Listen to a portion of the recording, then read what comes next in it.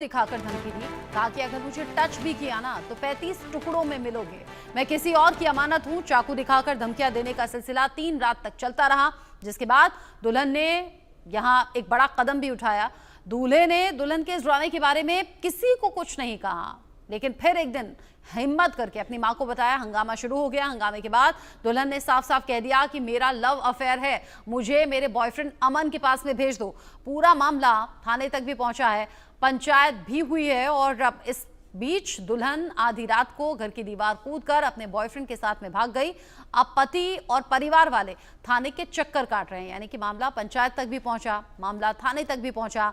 अब दोनों परिवार शर्मिंदगी झेल रहे हैं। जरा सोचिए, सुहागरात वाले दिन एक पत्नी ने पति को कहा चाकू हाथ में लेकर कि अगर टच भी किया तो 35 टुकड़े में काट दूंगी, यानी कि जान से मार दूंगी। और ये बताया कि वो अपने बॉयफ्रेंड की अमानत है, अमन की अमानत है। ये तस्वीर आप देखिए, यहाँ नई नई शादी हुई थी। जरा सोचिए, 29 अप्रैल को शादी हुई थी, 3 मई तक तो पूरा राज सामने आ गया, यानी कि पर्दाफाश हो गया। ये पीली साड़ी में जो लेडी आपको दिख रही है जाती हुई, यही वो नई नवेली दुल्हन है जिसने दूल्हे को धमकाया चाकू के साथ और कहा 35 टुकड़े कर दूंगी।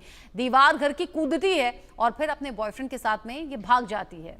सवाल ये, एक के बाद एक शादियां टूट रही हैं और बॉयफ्रेंड के लिए या फिर अपने प्यार के लिए पतियों को धोखा मिल रहा है, पतियों की जान जा रही है। और यहाँ जो पीड़ित पति है वो इसलिए भी चुप रहा क्योंकि चाकू दुल्हन ने दिखा दिया था। उसका कहना यह था कि इतनी कहानियां मैं सुन रहा था, इतनी न्यूज सुन रहा था तो डर गया था। जरा सुनिए क्या कहा।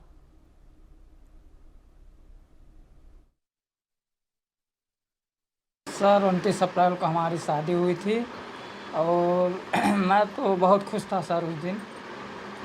और रात को जो है जब मैं गया लड़की के पास तो सर वो चाकू ली हुई थी। मैं सोचा ये चाकू क्यों ली है, तो मेरे मन में कुछ ऐसे मैं सोचने लगा कि चलो कॉमन सी बात है, चाकू ली होगी। लेकिन सर मैं जब उसको टच करने गया तो मुझे चाकू कह रहे मतलब धमकी देने लगी कि अगर टच करोगे हम तुमको मार देंगे या तुमको मारेंगे, अपने आप को मार देंगे। तो मैं बोला ऐसा क्यों? कह रही है कि मैं और किसी से प्यार करती हूँ और उसका अमन नाम है। मैं बोला अच्छा। हमका रिश्ते में जो है भतीजा लगता था। हाँ, लड़की के वो भतीजा लगता था, वो मौसी लगती थी। सर बहुत कलंकित कर दी ये लड़की। हाँ सर, दोनों परिवार को, हमारे परिवार को भी कलंकित कर दिया और उस परिवार को भी कलंकित कर दिया। हाँ, वो जो अमन था वो कह रहा था सर कि मेरे पास 15 दोस्त है, मैं उस लड़के को मरवा दूंगा और तुम टेंशन ना लो, मैं उसको मार के जो है मैं तुमको अपने पास रखूंगा। हाँ सर, और एक सर और बात बताना चाहते हैं। जो सर वो बोल रही थी कि हमको आप केदारनाथ घुमाने ले चलिए, तो हम सर फिर उसके बाद का मतलब कांड पहले कह रही थी। हाँ, लेकिन फिर जब वो हमको चाकू दिखाई तो मेरे भी दिमाग में आया, अरे तो सही बात ये लग रहा है जो ये राजा रघुवंशी के साथ हुआ है, ये सब सोनम लोग और जो ड्रम में भर दी थी वो सब, तो ये मेरे साथ भी ऐसा कर देते। तब उस दिन मेरे दिमाग में आने लगा। कप्तान निषाद पीड़ित दूल्हे का नाम है। और जरा सुना आपने कि कैसे चाकू दिखाया सुहागरात वाले दिन दुल्हन ने और कहा कि मुझे टच मत करना वरना 35 टुकड़े कर दूंगी। साथ ही ये कहा था मुझे केदारनाथ घुमाने ले चलो, यानी सोनम और राजा की जो कहानी आप अभी तक सुन रहे थे, राजा हत्याकांड, जिसमें शिलोंग ले गई, ऊंची पहाड़ी पर ले गई, धक्का दे दिया। हो सकता है ऐसी कोई प्लानिंग हो, क्योंकि यहां उसने अपने पति को धमकाया अपने बॉयफ्रेंड अमन के नाम पर कि 15 दोस्त हैं उसके। अमन ने भरोसा दिया था कि तुम्हारे पति को मार दूंगा, तुम्हें अपने पास में रखूंगा।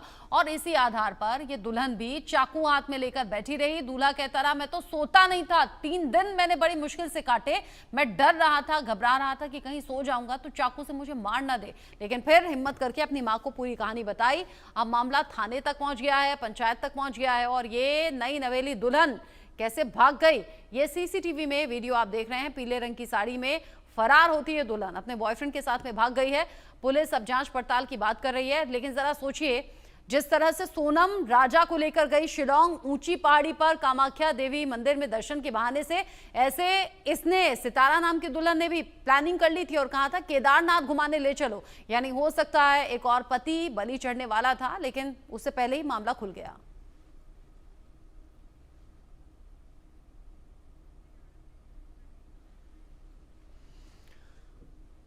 शादी विश्वास का, भरोसे का नाम है। शादी के बाद दाम्पत्य जीवन सुखी और सफल रहे, इसके लिए पति पत्नी का एक दूसरे के प्रति प्रेम, आदर, सम्मान जरूरी है भी।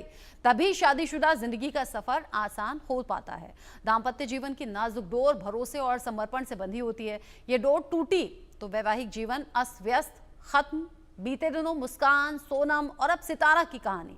तीनों शादीशुदा, तीनों के ही शादी से पहले प्रेम संबंध। किसी ने अपने प्रेमी के लिए पति को मारकर टुकड़े टुकड़े कर ड्रम में जमा दिया, किसी ने हनीमून पर पति की प्रेमी के साथ साजिश कर हत्या करवा दी, तो कोई सुहागरात में घूंघट में चाकू लिए बैठी मिली और पति को धमकाया कि मुझे छुआ भी ना तो 35 टुकड़ों में मिलोगे। ऐसी कई और भी घटनाएं सामने आ रही हैं, जिसके बाद युवाओं का शादी जैसे पवित्र रिश्ते से भरोसा उठता जा रहा है। युवा शादी के नाम से ही घबराने लगे हैं। कोई डिटेक्टिव से अपने होने वाले पार्टनर की कुंडली निकलवा रहा है, तो कोई डर से काउंसलर्स के पास में जा रहा है। अब शादी के नाम से मन में लड्डू नहीं फूट रहे, अब शादी के नाम से युवाओं को सिहरन हो रही है, पसीने छूट रहे हैं।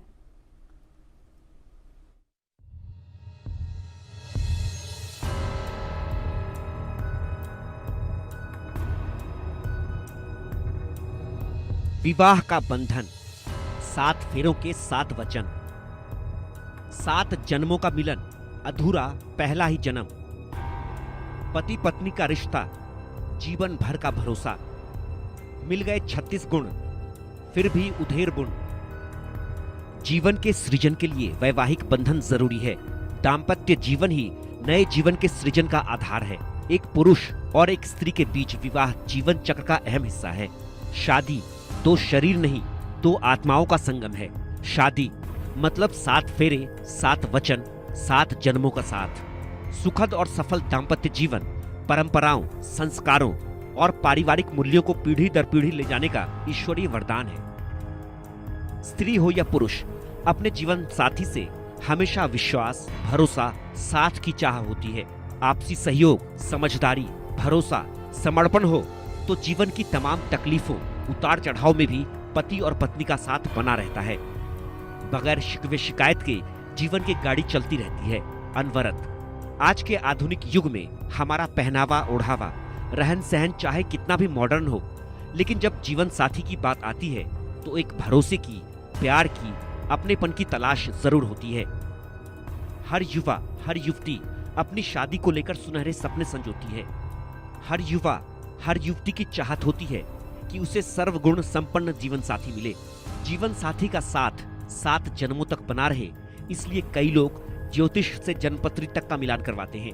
लेकिन पिछले कुछ दिनों, महीनों या साल कहिए, समाज में शादीशुदा जिंदगी के कई ऐसे किस्से, घटनाएं और वारदात सामने आ रही हैं कि युवाओं के मन में शादी जैसे पवित्र रिश्ते को लेकर कई शंकाएं, सवाल उठ रहे हैं। युवा अब शादी करने से कतराने लगे हैं।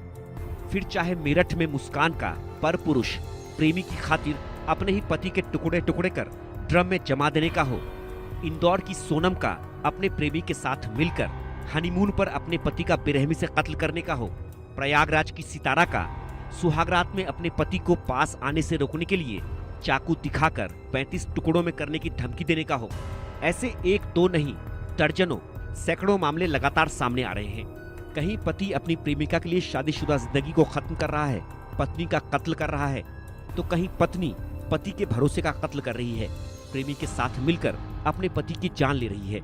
शादी के कुछ दिनों, हफ्तों या महीनों के बाद ही पति या पत्नी में से किसी का कत्ल हो जा रहा है, अपने ही जीवन साथी के हाथों। लगातार बढ़ती ऐसी घटनाओं ने युवाओं को झकझोर कर रख दिया है। अब तो कई ऐसे मामले भी सामने आ रहे हैं जब युवा शादी से पहले डिटेक्टिव एजेंसियों की मदद ले रहे हैं, पता लगवाने की कोशिश कर रहे हैं कि उनका होने वाला पार्टनर कहीं पहले से ही किसी और के साथ एंगेज तो नहीं, जिसे वो शादी के बाद भी नहीं छोड़ पाएगा। आज के दौर में हर कोई ओपन माइंडेड होता है, हर किसी का पास्ट होता है। शादी के बाद अपने पास्ट को भूलकर नए सिरे से अपने पार्टनर के साथ नई जिंदगी की शुरुआत की जाती है। लेकिन जितनी घटनाएं हो रही हैं, सामने आ रही हैं, उनमें पति या पत्नी अपने पास्ट को, अपने प्रेमी या प्रेमिका को शादी के बाद भी भूल नहीं रहे, छोड़ नहीं रहे, साथ लेकर चल रहे हैं, जिसका हश्र शादी के बाद या तो पति की हत्या या पत्नी की हत्या। कई युवा तो शादी से पहले काउंसलिंग का सहारा भी ले रहे हैं, मनोचिकित्सक से मिल रहे हैं, अपनी दुविधा शेयर कर रहे हैं, ऐसी परिस्थितियों से बचने का रास्ता सुझाने की बात कर रहे हैं, क्योंकि उन्हें डर है कि शुभ विवाह कहीं उनके लिए अशुभ ना बन जाए।